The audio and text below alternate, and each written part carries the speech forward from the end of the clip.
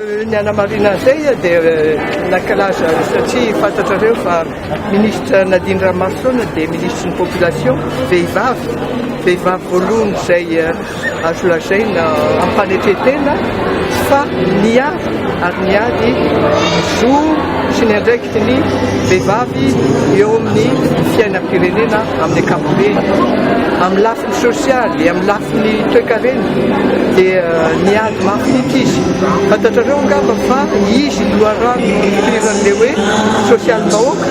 dikan'io sosialim-bahoaka io dia ny firenena ary indrindra ny vehivavy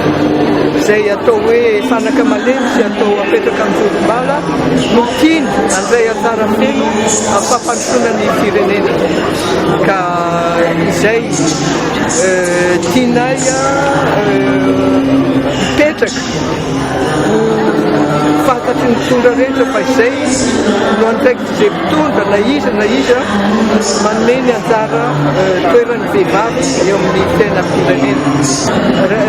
fahaizana nefy amin'ny eny eo amin'ny asa sosialy fanampiana ny olona sahirana ny semba na zany eny atao daholo ataon'ny fikambanana maro le fikambanana fiamanam-petrany na orony eran'ny Madagasikara fa arak'izay azo atao fa fantatrareo ny zava-misy mila enti-manana mila fotoana mila kanefa miezaka arak'izay azo atao mba misy vehivavy manana andraikitra